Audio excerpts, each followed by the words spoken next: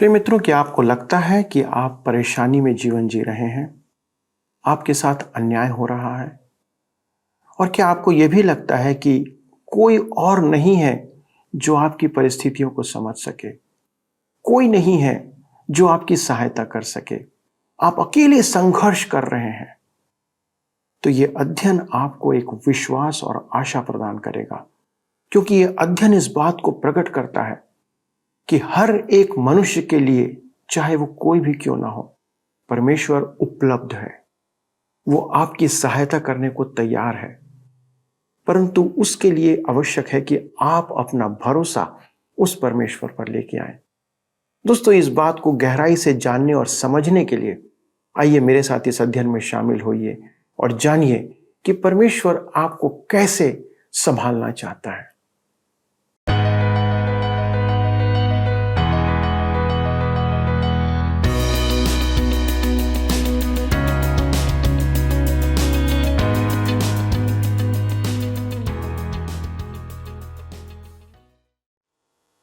प्रिय मित्रों, नमस्कार।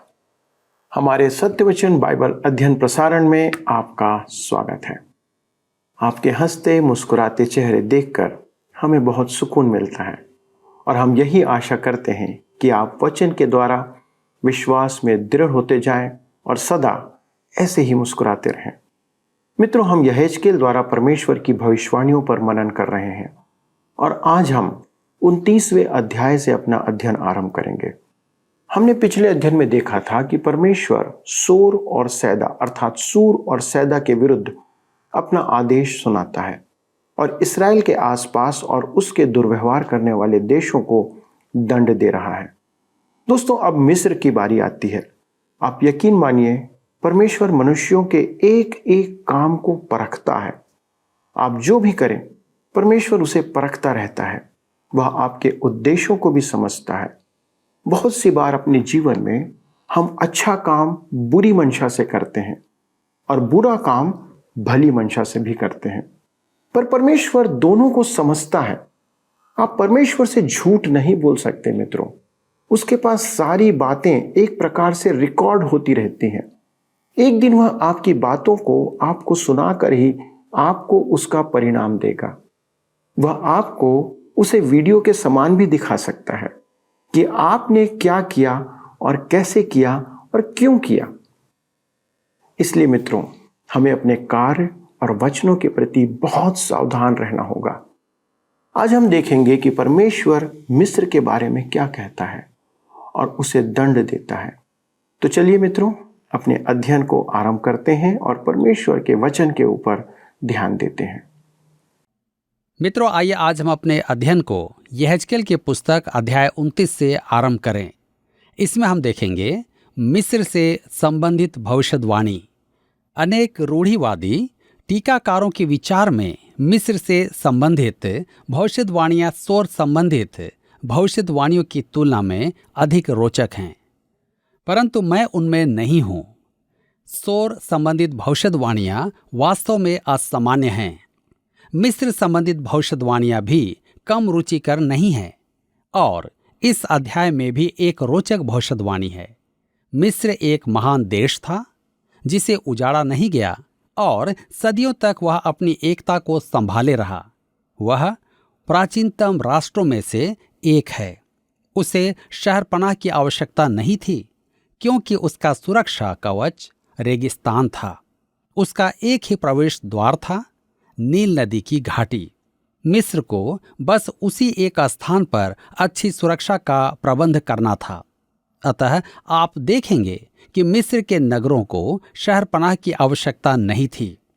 अब परमेश्वर कहता है कि मिस्रवासी 40 वर्ष की बंधुआई में जाएंगे। आइए हम पढ़ें यहेजकेल की पुस्तक 29 अध्याय उसके 1 और 2 पद। लिखा है, 10वें वर्ष के 10वें महीने के 12वें दिन को यहोवा का यह वचन मेरे पास पहुंचा। हे मनुष्य के संतान, अपना मुख मिस्र के राजा फिरौन की ओर करके उसके और सारे मिस्र के विरुद्ध भविष्यवाणी कर। परमेश्वर मिस्र देश के विरुद्ध एक निश्चित दृष्टिकोण अपनाता है। इसी देश ने परमेश्वर की प्रजा को ईंटों के काम में दास बनाया था और उनसे प्रतिमा आराधना करवाई थी। मिस्र इसराइल के लिए आंख का कांटा था, परंतु इसराइल बार बार उनके पास सहायता मांगने जाता था। किसी कारणवश इसराइली मिस्र पर निर्भर करते थे। परमेश्वर कहता है कि वह मिस्र को नष्ट कर देगा। यहेजकेल 29:3 में आगे लिखा है, यह कह परमेश्वर यहोवा यूं कहता है, हे मिस्र के राजा फिरौन, मैं तेरे विरुद्ध हूं। हे बड़े मगर, तू जो अपनी नदियों के बीच पड़ा रहता है, जिसने कहा है मेरी नदी मेरी निज की है और मैं ही ने उसको अपने लिए बनाया है। मेरे मित्रों, ध्यान दें, फिरौन नील नदी को अपनी नदी कहता है, जैसे कि वह मगरमच्छ है। ध्यान दीजिए कि मिस्रवासी सब प्रकार के पशु पक्षी और कीड़े मकोड़ों की उपासना करते थे। निर्गमन की पुस्तक अध्याय 7 से 11 में जितनी भी विपत्तियां आई थी, वे सब उनके देवताओं के विरुद्ध थी। विपत्तियां कैसी भी भयानक क्यों न थी, उसमें परमेश्वर का विनोदी स्वभाव प्रकट होता है। कल्पना कीजिए कि वे मेंढक देवता हेका की पूजा करके सोते हैं और सुबह देखते हैं कि उनके घर में मेंढक ही मेंढक भरे हुए हैं। क्या आप अपने देवता को मारेंगे या मनाएंगे? मेरे विचार में परमेश्वर इस दृश्य को देखकर हंसा होगा। इस फिरौन अर्थात राजा का नाम होप्रा था। यह फिरौन नीको का पोता था। नीको से मगिद्दो में युद्ध करते हुए यहूदा का राजा योशिय्याह मारा गया था। यहोयाकीम, यहोयाकीन और सिद्किय्याह सब यरूशलेम के घेराव के समय होप्रा से मदद मांगने गए थे। मिस्र की सेना ने आकर फिनेके में प्रवेश किया, जिसके कारण कसदियों को यरूशलेम से पीछे हटना पड़ा था। यिर्मयाह ने होफ्रा के विनाश की भविष्यवाणी की थी। यिर्मयाह की पुस्तक 46 अध्याय उसके 25 और 26 पद में, इस्राएल का परमेश्वर सेनाओं का यहोवा कहता है, देखो, मैं नगरवासी आमोन और फिरौन राजा और मिस्र को उसके सब देवताओं और राजाओं समेत और फिरौन को उन समेत जो उस पर भरोसा रखते हैं दंड देने पर हूँ। मैं उनको बाबुल के राजा नबूकदनेस्सर और उसके कर्मचारियों के वश में कर दूंगा, जो उनके प्राण के खोजी हैं। उसके बाद वह प्राचीन काल के समान फिर बसाया जाएगा। यहोवा की यह वाणी है। आलोचक इस बात का बतंगड़ बनाते हैं कि यहेजकेल की भविष्यवाणी उस समय नहीं 17 वर्ष बाद पूरी हुई थी, परंतु सावधानी पूर्वक अध्ययन करने पर आपको ज्ञात होगा कि उसकी भविष्यवाणी की तत्कालिक पूर्ति के विषय कुछ नहीं कहा गया था। मिस्र 17 वर्ष बाद नाश किया गया, परंतु जैसे परमेश्वर ने कहा था ठीक वैसे ही। अब देखिए परमेश्वर मिस्र के विषय क्या कहता है। यहेजकेल 29 के 13 पद में लिखा है, परमेश्वर यहोवा यूं कहता है, 40 वर्ष के बीतने पर मैं मिस्रियों को उन जातियों के बीच से इकट्ठा करूंगा जिनमें वे तितर बितर हुए। 17 वर्ष बाद बेबीलोन के राजा नबूकदनेस्सर ने आकर मिस्र वासियों को बंदी बनाया और बंधुआई में ले गया, जहां वे 40 वर्ष दासत्व में रहे। इस्राएलियों के समान नहीं, जैसे वे 70 वर्ष रहे। यहेजकेल की पुस्तक 29 के 14 में आगे लिखा है, और मैं मिस्रियों को बंधुआई से छुड़ाकर पत्रास देश में, जो उनकी जन्मभूमि है, फिर पहुंचाऊंगा और वहां उनका छोटा सा राज्य हो जाएगा। अगले पद पर विशेष ध्यान दीजिए। यहेजकेल 29 के 15 पद में लिखा है, वह सब राज्यों में से छोटा होगा और फिर अपना सिर और जातियों के ऊपर ना उठाएगा, क्योंकि मैं मिस्रियों को ऐसा घटाऊंगा कि वे जाति जाति पर फिर प्रभुता न करने पाएंगे। मेरे मित्रों, मिस्र प्राचीन संसार की महाशक्ति था।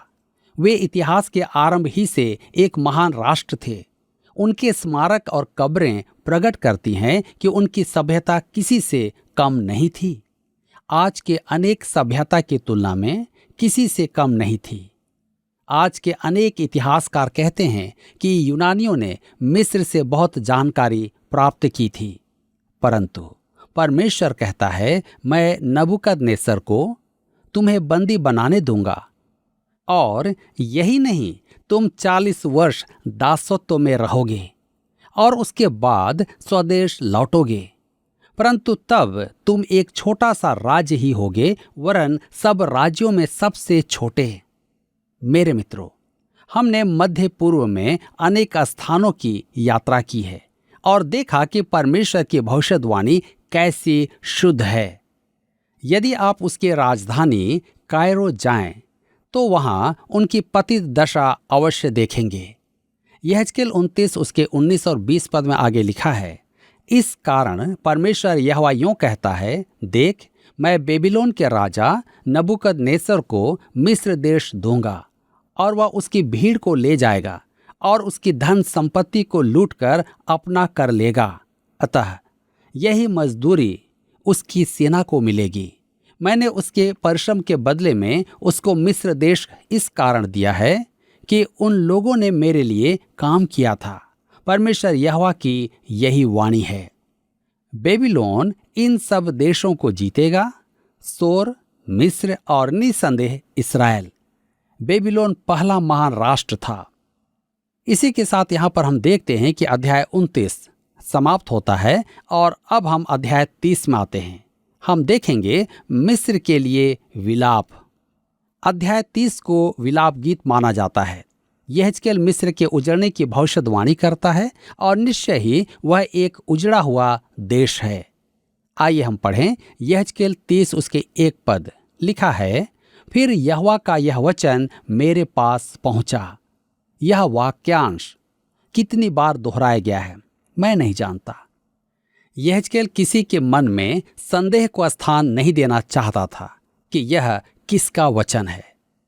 यहेजकेल 30 उसके 2 पद में लिखा है, हे मनुष्य के संतान, भविष्यवाणी करके कह, परमेश्वर यहोवा यूं कहता है, हाय हाय करो, हाय उस दिन पर। यह विलाप और दुख मनाने का गीत है, एक विलाप गीत। यहेजकेल 30 उसके 3 पद में लिखा है, क्योंकि वह दिन अर्थात यहोवा का दिन निकट है, वह बादलों का दिन और जातियों के दंड का समय होगा।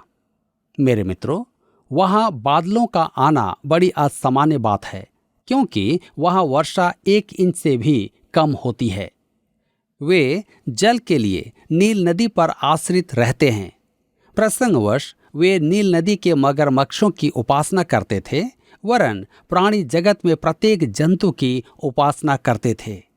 इसलिए लिखा है, जातियों के दंड का समय, या कहें अन्य जातियों का समय। आज संपूर्ण विश्व में जातियां बलवा कर रही हैं। यहेजकेल 30 उसके 4 पद में हम पढ़ते हैं, मिस्र में तलवार चलेगी और जब मिस्र में लोग मारे जाकर गिरेंगे, तब कूश में भी संकट पड़ेगा। लोग मिस्र को लूट ले जाएंगे और उसकी नींवें उलट दी जाएंगी। कभी कभी मिस्र और कूश अर्थात इथोपिया में समझौता हो जाता था, जबकि अधिकांश समय दोनों देशों में बैर और युद्ध की स्थिति थी। अनेक रूढ़िवादी विचारकों का कहना है कि मूसा जब फिरौन की पुत्री का पुत्र था, तब वह दूसरा फिरौन कहलाता था और उसने इथोपिया के विरुद्ध युद्ध किया था।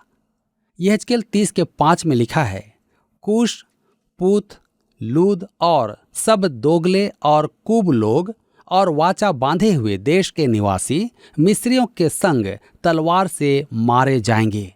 इस समय इन राष्ट्रों में समझौता था, परंतु वे नबूकदनेस्सर के अधीन होंगे, क्योंकि वह विश्व विजेता है।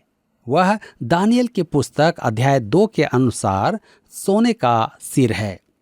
यहेजकेल 30 उसके 6 पद में लिखा है, यहोवा यूं कहता है, मिस्र के संभालने वाले भी गिर जाएंगे और अपनी जिस सामर्थ पर मिस्री फूलते हैं वह टूटेगी।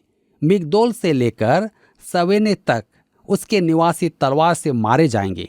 परमेश्वर यहोवा की यही वाणी है। इस्राएल ही नहीं, सब पड़ोसी राज्यों ने मिस्र से सहायता की आशा की थी और वे सब एक साथ दंड पाएंगे। यहेजकेल 30:12 में लिखा है, मैं नदियों को सुखा डालूंगा और देश को बुरे लोगों के हाथ कर दूंगा, और मैं परदेशियों के द्वारा देश को और जो कुछ उसमें है उजाड़ करा दूंगा। मुझ यहोवा ही ने यह कहा है। ये नदियां नील नदी के डेल्टा में उसकी शाखाएं हैं। वे अनेक थी। वही वह स्थान गोशेन है जहां पहले याकूब का परिवार ठहरा था। लिखा है, मैं नदियों को सुखा डालूंगा और देश को बुरे लोगों के हाथ कर दूंगा। आगे चलकर मिस्र सिकंदर महान के अधीन हुआ।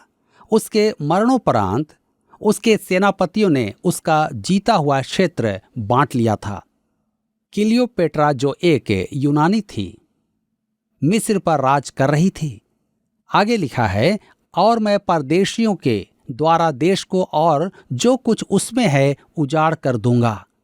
मिस्र पर विदेशियों ने राज किया और ये सब नहरें बंद कर दी गई थी।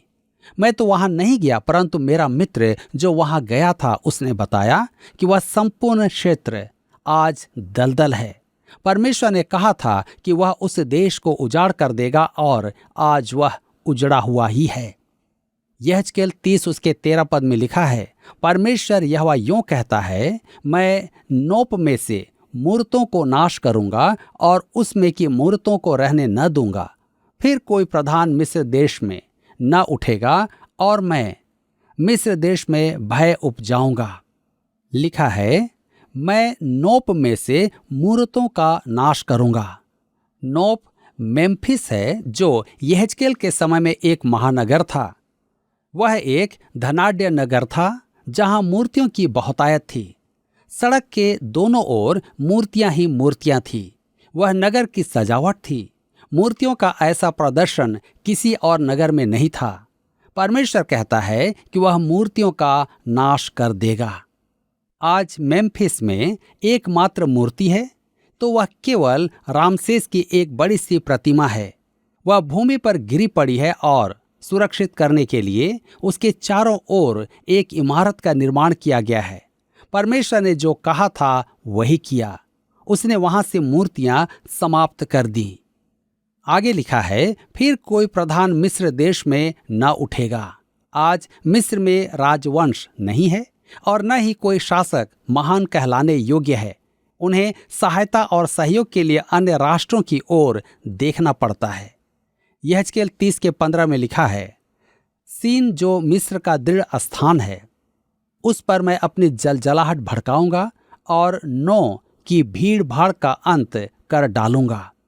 सीन जो मिस्र का दृढ़ स्थान है, उस पर मैं अपनी जलजलाहट भड़काऊंगा। आज यह स्थान पूरी तरह से रेत में दब गया है। तब कहता है, और नो की भीड़ का अंत कर दूंगा। यह स्थान एबीज है जो नील नदी के ऊपरी क्षेत्र में एक महानगर था। खंडहर तो है परंतु वैभव समाप्त हो गया है। अगले पद में परमेश्वर मिस्र देश के महानगरों के बारे में कहता है, ये नगर आज विलोप हो गए हैं। यहेजकेल 30:21 और 22 पद में लिखा है, हे मनुष्य के संतान, मैंने मिस्र के राजा फिरौन की भुजा तोड़ दी है और देख, न तो वह जोड़ी गई न उस पर लेप लगाकर पट्टी चढ़ाई गई कि वह बांधने से तलवार पकड़ने के योग्य बन सके। इसलिए प्रभु यहोवा यूं कहता है, देख, मैं मिस्र के राजा फिरौन के विरुद्ध हूं और उसकी अच्छी और टूटी दोनों भुजाओं को तोड़ूंगा और तलवार को उसके हाथ से गिराऊंगा। परमेश्वर फिर कहता है कि मिस्र उजड़ जाएगा। मिस्र के शासकों के चित्रों में राजदंड सदा उनके हाथ में दिखाया गया है, जो उनके सामर्थ्य का प्रतीक है। परमेश्वर कहता है, मैंने मिस्र के राजा फिरौन की भुजा तोड़ दी है। टूटी हुई भुजा से राजदंड नहीं पकड़ा जा सकता है। परमेश्वर यह भी कहता है, न उस पर लेप लगाकर पट्टी चढ़ाई गई कि वह बांधने से तलवार पकड़ने योग्य हो सके। बेबीलोन मिस्र पर विजयी होगा। फिरौन में उसे रोकने की शक्ति न होगी। यह सब एक एक शब्द पूरा हुआ है। हम मिस्र के विरुद्ध यहेजकेल की भविष्यवाणियां और उसके विलाप देख रहे हैं। परमेश्वर ने जिस जिस नगर का नाम लिया कि वह नाश हुआ और आज वह उजाड़ पड़ा है। परमेश्वर ने कहा कि नील नदी की नहरें बंद हो जाएंगी, तो वे आज दलदल की अपेक्षा कुछ नहीं है। परमेश्वर ने कहा था कि वहां अन्य जातियां राज करेगी, तो क्लियोपेट्रा इसका एक उत्तम उदाहरण है। फिरौन की शक्ति समाप्त हो जाएगी, तो नबूकदनेस्सर ने उसे पराजित किया और फिरौन उसे रोक नहीं पाया। मेरे मित्रों, इसी के साथ यहाँ पर अध्याय 30 समाप्त होता है और अब हम अपने अध्ययन को अध्याय 31 से बनाए रखेंगे। देखेंगे फिरौन को दंड। ये 2 अध्याय मिस्र के दंड का अध्याय 29 से 32 समाप्त करते हैं। यह एक रोचक बात है कि यहेजकेल मिस्र के संबंध में 4 अध्याय लिखता है। यशाया, यिर्मयाह और छोटे भविष्यद्वक्ता भी मिस्र के संबंध में भविष्यवाणी कर चुके हैं। इस्राएल राष्ट्र के इतिहास में मिस्र वृहत रूप से छाया हुआ था। यह वास्तव में एक व्यंग्यात्मक बात है कि मिस्र आज भी इस्राएल की आंख का कांटा है। वह एक प्रकार से चरनी में लेटा कुत्ता है। इस्राएल ने चरनी में पड़े बालक को स्वीकार नहीं किया, तो उसे चरनी में कुत्ता मिला। मेरे मित्रों, अध्याय 31 में हम फिरौन का पतन देखते हैं। यह एक दृष्टांत रूप है जिसमें राजा और प्रजा दोनों हैं। पद 1 से 9 मिस्र में फिरौन की महानता और महिमा का वर्णन करते हैं और पद 10 से 14 पेड़ की उपमा देकर मिस्र के पतन का वर्णन करते हैं। पद 15 से 18 में उस पेड़ के गिर जाने और उसके पतन के कारण संसार के राष्ट्रों में आए संकट पर विलाप गीत है। यह वैसा ही है जैसे आज कोई बड़ा देश जैसे अमेरिका रातों रात नष्ट हो जाए तो संसार पर कैसा प्रभाव पड़ेगा। मुझे विश्वास है कि आप समझ गए होंगे कि यहेजकेल की पुस्तक कैसी महत्वपूर्ण है। यह पुस्तक परमेश्वर की महिमा प्रकट करती है और परमेश्वर की पवित्रता तथा पाप के प्रति उसके दंड को भी प्रकट करती है। परंतु परमेश्वर दयालु है, कृपालु है। वह मनुष्य से प्रेम करता है और उसे बचाना चाहता है। वह नहीं चाहता कि कोई नाश हो, परंतु वह पाप का दंड तो देता ही है। यदि आप उसके अनुग्रहकारी वरदान को स्वीकार न करें, तो वह आपको दंड दिए बिना नहीं छोड़ेगा। इस्राएल के साथ ऐसा ही हुआ था। मिस्र के साथ ऐसा ही हुआ था। मिस्र के पास जितनी ज्योति थी उसे उतना दंड दिया गया था। उसे पर्याप्त प्रकाशन प्राप्त था। आज चाहे आप हो या मैं, परमेश्वर न्यायी है। हमसे प्रेम करता है लेकिन हमें दंड भी देता है। परमेश्वर आज के इस वचन के द्वारा हम सबको आशीष दे। प्रिय मित्रों, आपने देखा कि आज का अध्ययन हमें यह प्रकट करता है कि कोई भी क्यों ना हो, वह परमेश्वर से बड़ा नहीं हो सकता, तथा आज जो महान है कल वे धूल में मिल जाएंगे। मिस्र एक समय बहुत सामर्थी राज्य था, पर समय के साथ उसकी क्या दशा हो गई आप देख सकते हैं। मिस्र ने इस्राएल के साथ बुरा व्यवहार किया था और आज उसे उसका परिणाम भोगना पड़ रहा है।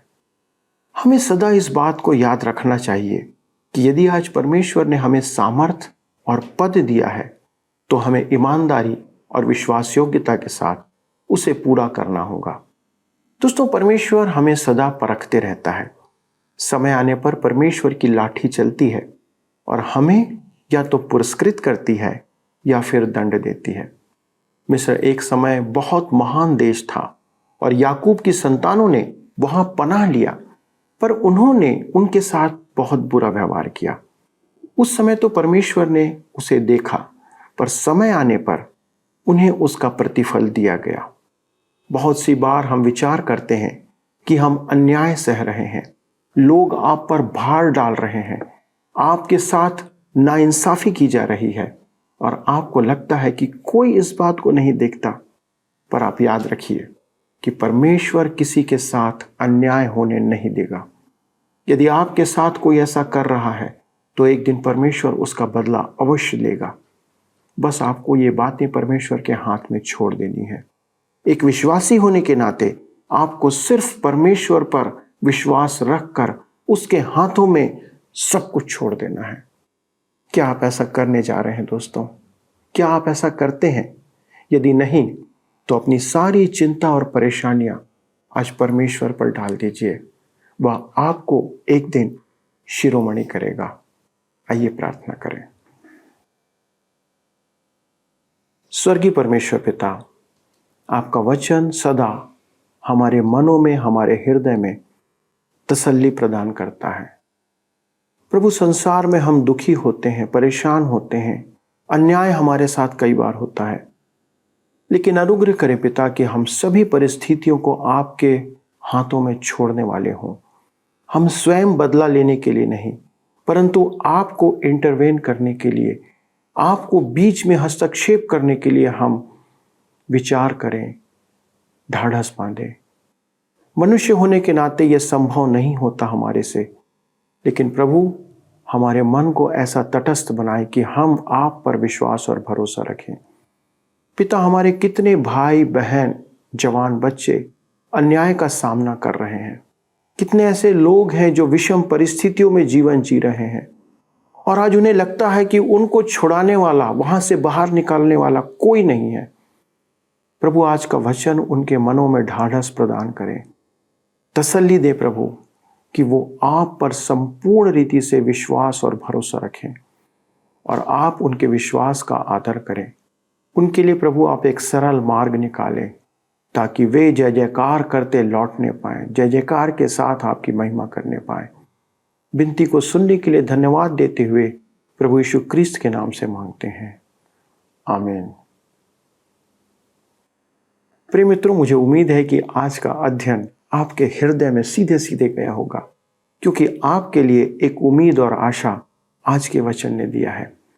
इसमें बने रहें। अगले प्रसारण में हम फिर आपके साथ इस अध्ययन को आगे बढ़ाएंगे। तब तक परमेश्वर के साथ बने रहें और उसी पर विश्वास बनाए रखें। प्रभु आपको आशीष दे।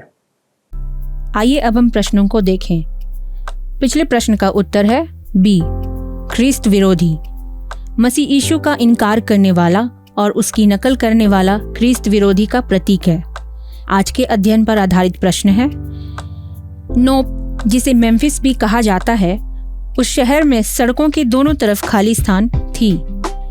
ए, मूर्तियां ही मूर्तियां, बी, पेड़ ही पेड़, सी, इमारतें, डी, नदियां। मित्रों, इस प्रश्न का उत्तर हमें कल सुबह 6 बजे से पहले विकल्प ए, बी, सी या डी के साथ अपना नाम, पता, स्थान के साथ 9651433397 पर SMS या WhatsApp करें। क्या आपको यह कार्यक्रम पसंद आया? अभी हमें एक मिस कॉल करें और आप अगले विजेता हो सकते हैं।